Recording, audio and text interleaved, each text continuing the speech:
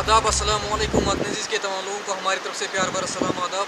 नाज़रीन अब्दुल्ला किश्तवाड़ में मौजूद है। यहाँ के हालात और वाक़े पर हमारी पहली नज़र बनी हुई है। आज की खास मुलाकात में हमारे साथ बीजेपी जनरल सेक्रेटरी मड़वा से जो है बिलाल खांडे साहब हैं, जो नपची पंचायत बी के सरपंच भी हैं। इनसे हम गुफ्तगू करेंगे। अगर हम नवंबर महीने की बात करें, इनका एक विज़िट रहा था जो है ZDO ऑफिस, तो वहाँ पर कुछ मुलाजिम जो है वो गैर हाजिर पाए गए। इस बारे में हम इनसे गुफ्तगू करेंगे। सर खैर मकदम आपका स्टार्ट करेंगे। हिंदुस्तान गवर्नमेंट ने बायोमेट्रिक सिस्टम जो है ना कंपलसरी किया, उसका ये लोग जो हैं उसको कर रहे हैं, एक हिसाब से नॉन कंप्लायंस कर रहे हैं। एक ऑफिसर बाला अगर हिंदुस्तान गवर्नमेंट से वो सैलरी लेता है, उसका नॉन कंप्लायंस करता है, दैट मीन्स कि ये चोर हैं। ठीक है, ये सिस्टम जो है, ये सिलसिला यहाँ थमने वाला नहीं है। उन्होंने CO साहब को जवाब लिखा कि यहाँ वहाँ पर लाइट नहीं है, वहाँ पर नेट नहीं चल रहा है, हम नहीं जा रहे हैं, हमें यहाँ पर ऑनलाइन काम है। CO साहब इस तरह से आपने ZDO ऑफिस पे गए थे, फिर वहाँ पे कुछ गैर हाजिर पाए, तो बायोमेट्रिक पे जो है रजिस्टर्ड ही नहीं थे वो कुछ लोग, तो क्या कुछ कार्रवाई अभी तक हुई? आपको बखूबी इल्म है इस मसले में, आप लोगों ने भी मेरा बहुत बड़ा साथ निभाया है। आपके हमरा मैंने जब छापा मारा था ZDO ऑफिस में, क्योंकि लोगों की डिमांड थी कि आप रिप्रेजेंटेटिव हैं, आपको हम लोगों ने वोट किया है, आपको किस लिए फिर चुना है, सारे दफ्तर यहाँ पर नॉन फंक्शनल है, आप छापा मारो किसी ऑफिस में, तो सबसे पहला ऑफिस जो इंसान की बुनियाद जो है ना, वो एजुकेशन सेक्टर से होती है। हमने अपना ही चुना कि हम एजुकेशन सेक्टर में ही इससे ही शुरुआत करें। तो आपके हमरा जब हम ऑफिस में गए ZDO साहब के ऑफिस में, तो बदनसीबी का आलम यह है कि वहाँ पर ZDO साहब तो छोड़ो, एडमिनिस्ट्रेटिव स्टाफ छोड़ो, वहाँ पर पियान भी नहीं थे, लॉक्स लगे हुए थे, ताले लगे हुए थे। तो उसके बाद मैंने वही बात, वो लोगों का एतमाद जो है, उसी तरह से मैंने उनका एतमाद जो है DC साहब किश्तवाड़ तक पहुँचाया है। वो आवाज़, मड़वा की आवाज़ मैंने DC साहब तक पहुँचाई है। मैंने बड़े लेटर लिखे, डायरेक्टर साहब को लेटर लिखे, DC साहब को मैंने रिटर्न में दिया है, CO साहब को मैंने रिटर्न में दिया है। DC साहब ने अपनी कार्रवाई की दिया CO साहब को, CO साहब ने भी एक्सप्लेनेशन निकाली।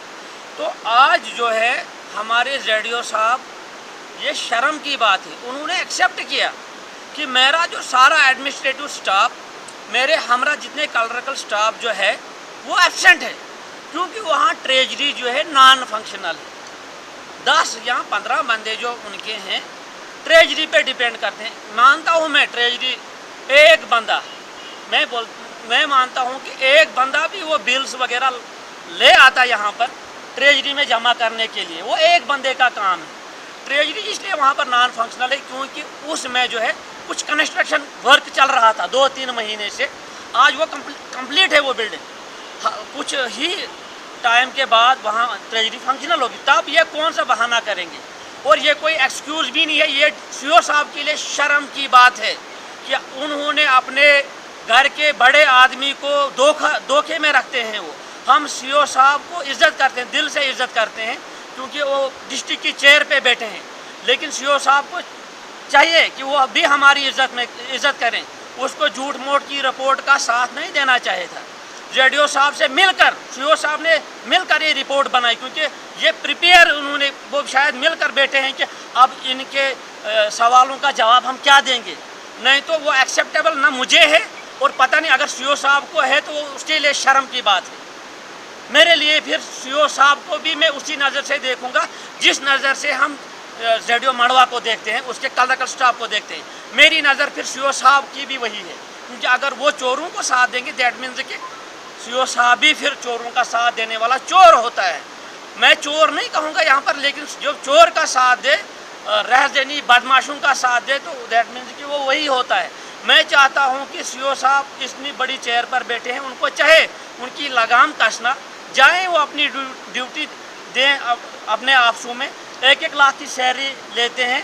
तो मैं चाहता हूँ आज भी आपके वसादत से, आपके माध्यम से मैं और एक बार इनको रिक्वेस्ट करता हूँ कि ये जो चोरी का बाज़ार आप लोगों ने गरम किया है, ये जो आप चोरियों का अड्डे में अपनी जो बिकारी चल रही है आपको, या करप्शन चल रहा है, ये करप्शन के बलबूते पर इतना हो रहा है। नहीं तो हकीकी माने कि ईमानदारी में इतना कुछ नहीं होता है, ईमानदारी में ऐसा नहीं होता है।